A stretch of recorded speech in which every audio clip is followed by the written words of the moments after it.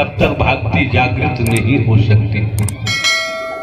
इसीलिए सत्य का साथ अभ्यास कराया जा रहा है, आयोजन का समय दिया जाता है और लोग आयोजन के इसी माध्यम से लूटमार करते हैं, हरि परमात्मा के नाम को बदनाम करते हैं। तो भैया बदनाम करोगे तो तुम बचोगे तो हो नहीं। और ये कोठी बंगले महल दुमेले बेटा बेटी नाती पोते एक भी साथ देगा नहीं, जिसके लिए हम पाप कर रहे हैं। मोह सबसे बड़ी फांसी का फंदा है।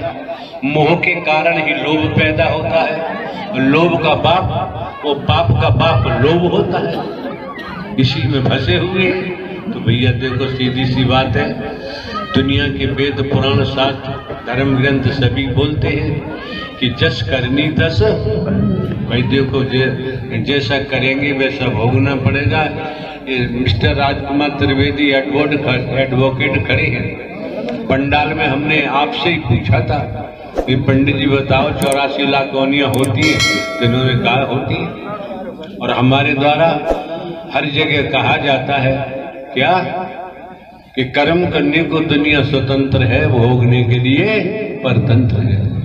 आज मौका है, वक्त है, समय है। घर परिवार में रहते हुए खेतीबाड़ी नौकरी व्यापार करते हुए सत्य की कमाई कर लो। कैसे? बैठ जाओ पढ़े। कैसे? जरा एक एक शब्द मन लगा के सुनना। वेदों शास्त्रों पुराणों की इतिहास की कहानी है, आप लोगों ने सुना होगा, हमें भी स्मरण हो गया। ये भक्ति से संबंधित पूरा मसाला है। शंकर जी पार्वती से शादी करके और ले जाते हैं। जैसे अपन स्थान पर पहुंचे, शंकर जी समाधि में चले गए। ये शिव पुराण की कथा है। जब समाधि में चले गए तो लेख में तो 97,000 वर्षों का नाम आता है। शंकर जी 97,000 वर्षों तक समाधि में रहे। अब बताओ पार्वती का क्या हुआ होगा? 97 वर्षों के बाद इसका मतलब है पार्वती भी समाधि में चली गई होगी। 97,000 वर्षों के बाद लेख की बात है, हमारा कोई शब्द नहीं इसमें। समाधि टूटी शंकर जी की तो पार्वती जी ने कहा नाथ एक बात बताएं, कितनी लंबी समाधि में आप चले जाते हैं, कौन है? तो शंकर जी ने कहा जिनकी मैं समाधि में जाता हूं वो हरि परमात्मा है। न जिनका आदि है न जिनका अंत है, न जन्मते हैं न मरते हैं, हमेशा कायम धाम रहते हैं। ब्रह्मांड के कुल मालिक हैं, पूरे ब्रह्मांड की रचना की है। शंकर ब्रह्मा विष्णु राम श्री कृष्ण देवी दुर्गा सभी को बनाया भक्ति के द्वारा। अच्छा, तो पार्वती जी ने इच्छा जाहिर की कि नाथ मैं भी हरि की कथा सुनना चाहती हूँ। तो शंकर जी बड़े प्रसन्न हुए कि मेरे आराध्य परमात्मा की तुम कथा सुनना चाहते हो, तो मेरा हृदय गदगद हो गया। मुझे आनंद हो रहा है, बिल्कुल सुनाऊंगा, लेकिन शर्त एक है, क्या ऊकड़ा देना पड़ेगा। कि ठीक है। शंकर जी ने शिव पुराण की कथा का मामला है। शंकर जी ने चारों दिशा में देखा, चारों दिशाओं में देखा, 12-12 कोष तक। क्यों? जो शिव पुराण में आया है वो ये है, हरि परमात्मा की सत्य अमर कथा हर किसी को सुनाई नहीं जा सकती। इस शिव पुराण को पढ़ के देख लेते। तो 12-12 कोष तक शंकर जी ने देखा, कोई नहीं है। तब पार्वती से कहा सुनो। फिर शंकर जी समाधि में चले गए। अब कथा शुरू हो गई। शंकर जी के शरीर का नाम शंकर जी है, समाधि में चले गए। अब भक्ति हरि परमात्मा खुद शरीर से बोलना शुरू कर दिए। सुनती रही पार्वती जी, सुनती रही। अब होता ही है उन्हें नींद आ गई। 12-12 कोष तक देखा, शंकर जी को दिखाई नहीं दिया, कुछ नहीं। एक वृक्ष पर तोती का घोंसला था, उसमें एक अंडा रखा हुआ था। कथा का प्रभाव हुआ, अंडा फूटा और उसमें से बच्चा निकला। अब पार्वती सो रही, बच्चा हुकरा दे रहा है। प्रभाव देखिए सत्यमर कथा का। हरि परमात्मा की सत्यमर कथा में रुपया पैसा वस्तु पदार्थ सोना चांदी कोठी बंगला जमीन जायदाद हीरा मोती जवाहरात कुछ भी नहीं लिया जाता है। इन किसी की जरूरत नहीं होती है। अगर दान ही देना है, महादान देना है, तो अपनी आत्मा को समर्पण कर दो, इससे बड़ा कोई दान हो ही नहीं। अब क्या होता है, शंकर जी ने उठाया त्रिशूल और तोता उड़ा, और शंकर जी पीछे पीछे तोता उड़ता हुआ चला गया। वेद व्यास की धर्म पत्नी छत पर खड़ी हुई अपने केसों को संभाल नहीं थी। उन्हें जमाई आई और तोता को मिल गया मौका, तो वेद व्यास की पत्नी के मुखमंडल के द्वारा अंदर चला गया। शंकर जी लिए त्रिशूल खड़े रहे, जब कब निकलेगा छोड़ूंगा नहीं। इतिहास तो कहता है 10-12 साल हो गए, शंकर जी हटे नहीं। तुमने हरि परमात्मा की कथा सुन कैसे ली? छोड़ूंगा नहीं, मार डालूंगा। वेद व्यास ने आके प्रार्थना की शंकर जी से, तो शंकर जी से कहा कि भोलेनाथ एक बात बताओ, जब आपके मुख बात आती है आपके मुखमंडल से, दुनिया के मुंह से नहीं, आपके मुखमंडल से, जब तोता ने हरि परमात्मा की सत्यमर कथा सुन ली है, तो क्या आप इसका वध कर सकते हैं? तब शंकर जी को होश आया,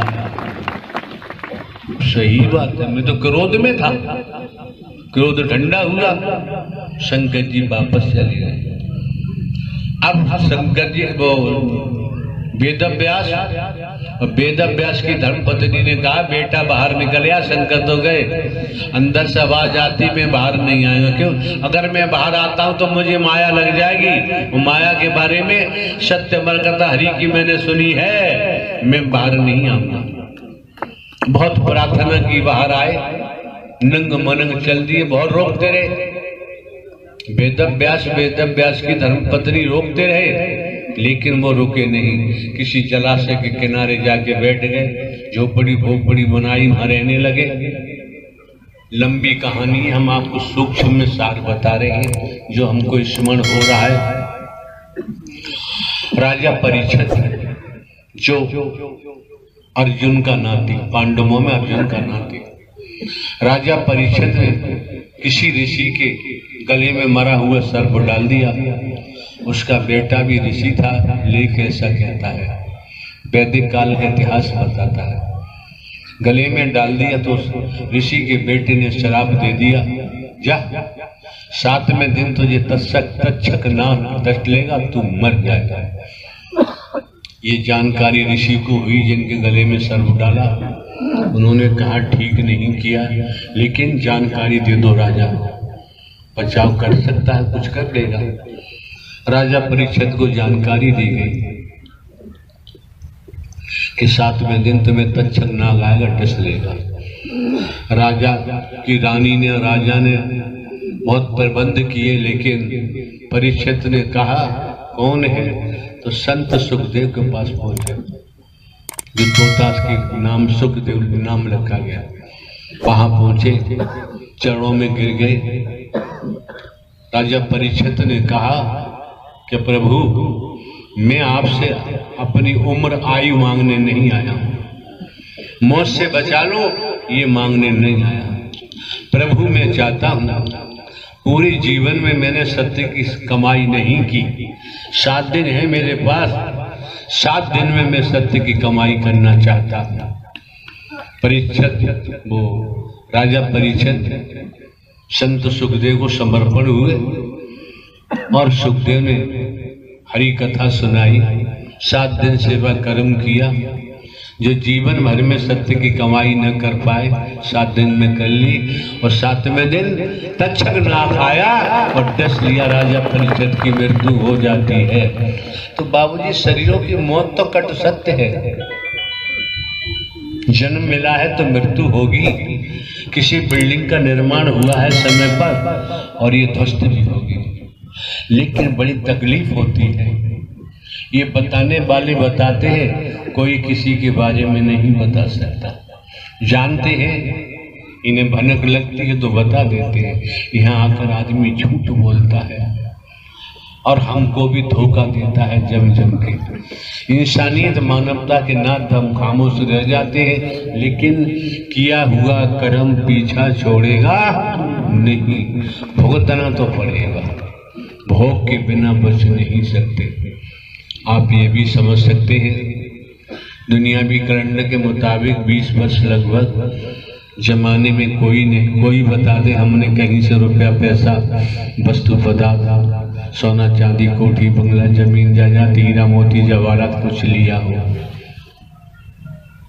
इतने पर हमने किसी प्रकार का कोई ढोंग पाखंड आडंबर तो किया नहीं है। उसके बावजूद भी यहाँ आने वालों की आंखें न खोले तो कोई नहीं, कुछ नहीं कर सकता। फिर वही है, जस करनी तस भर। मौके बार बार नहीं मिलते हैं, समय बार बार प्राप्त नहीं होता है। कोई बेटा बेटी अपने माता पिता के नाम को बेचेंगे, बदनाम करेंगे, शायद हम समझते हैं माता पिता बर्दाश्त नहीं कर सकते। हरि का नाम जो बेच रहे हैं और जो बेरुपया बने तुम्हारे बीच घूमते हैं, तुम लोग रुपया पैसा इकट्ठा करते हो, खुद खाते हो, उनको देते हो, तुम भी पापी हो गए और वो भी माँ पापी हो गए। बाबूजी बचाओ, संभव नहीं, हम थोड़ी बोल रहे हैं। अभी जिंद बाबा ने बताया है, जिंद बाबा ने बताया, ब्रह्मदेव ने बताया है। हम जानते, हम कहेंगे 20 साल से कोई नहीं माना न सुना तो हमें नहीं मनमाना, हमें मनमाने की जरूरत नहीं है। हमारा अपना कर्तव्य कर्म है, वो हम ईमानदारी निष्ठा से कर रहे हैं, पूरा निर्वहन कर रहे हैं। हमें किसी से मनवाने की जरूरत नहीं। ये बैठी हम इनसे भी नहीं मनवाते। तुम्हारी मर्जी है, जैसा चाहो वैसा करो, जैसा तुम्हारी मर्जी है, तुम्हारी आपकी सबकी इच्छा है। हम किसी के जीवन में दखलंदाजी नहीं करते। जो जिसे अच्छा लगता करेगा, लेकिन परिणाम तो उसके सामने आएगा, दूसरे के सामने नहीं आएगा। किसी पर उत्साह मन का भजन आता तो है, भेड़ चाल नहीं, किसी को उत्साह मन भक्ति रस में डूबा। भाई यार ये भीड़ क्यों उठ रही है? ये सब सुनने के बाद भी आप लोगों की अकल में नहीं आता। ये दृश्य में क्या क्या बताते हैं शरीर पकड़कर, ये भी समझ में नहीं आता, आएगा भी नहीं, क्या फायदा। तो संतों ने कहा है, माया मरी न मन मरे, मर मर जात शरीर, आशा तृष्णा ना मरी कह गए दास। आए कई घाट से, उतरे कई घाट, अपने अपने कर्मों से हो गए बार। तो ध्यान रखें, संत गोस्वामी तुलसीदास ने रामायण में क्या कहा है, संत समागम हरि कथा, तुलसी दुर्लभ दोय, सुत तारा और लक्ष्मी पापी के घर होय। आप सभी पढ़े लिखे हैं, बुद्धिजीवी हैं। गोस्वामी जी ने क्लियर कर दिया, जिस तरह से आकाश में सूर्य दुर्लभ है, संसार के वैज्ञानिक या संसार इकट्ठे होकर सूर्य को प्राप्त करना चाहे कोई प्राप्त नहीं कर सकता।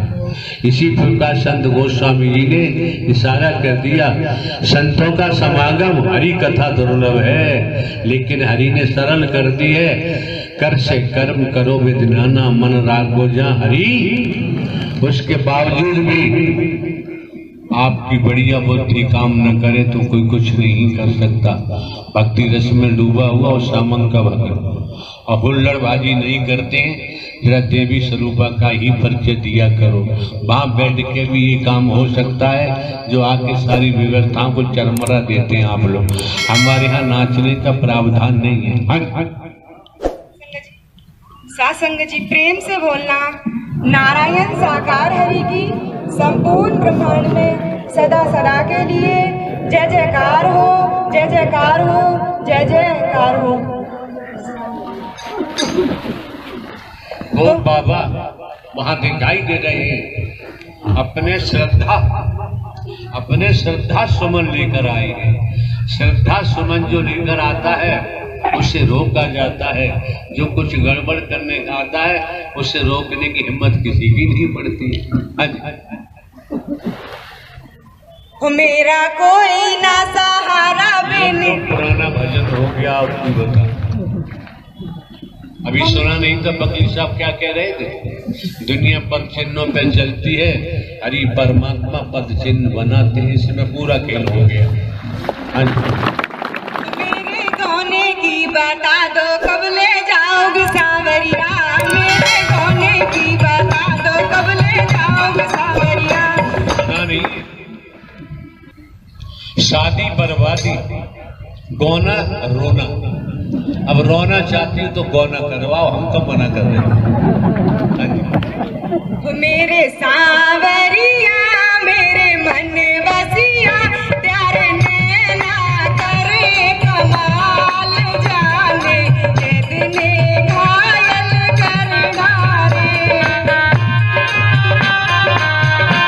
कर डाले।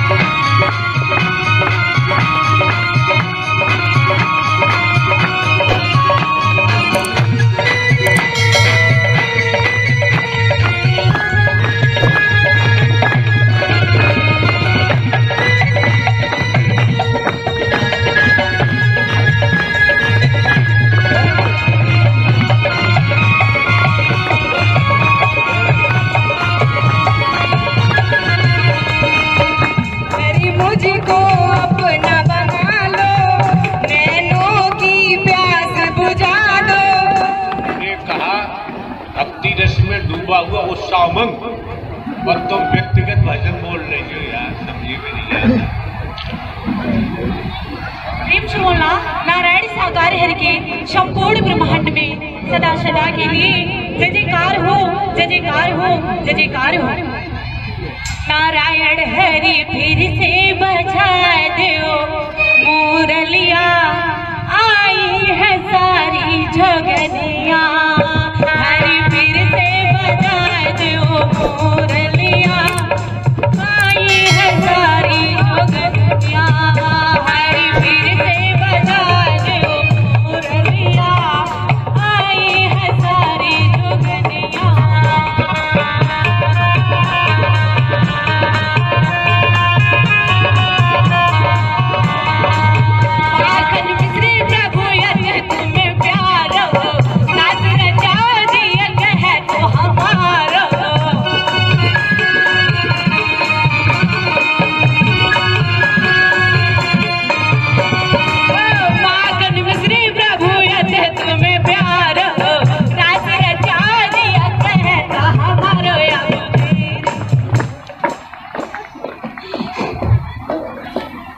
देखो हमारे द्वारा बोला गया था, भक्ति रस में डूबा हुआ उत्साह उमंग का भजन। आप लोग समझ नहीं पा रहे, हम अपनी वाणी के द्वारा क्या आपको बता रहे हैं।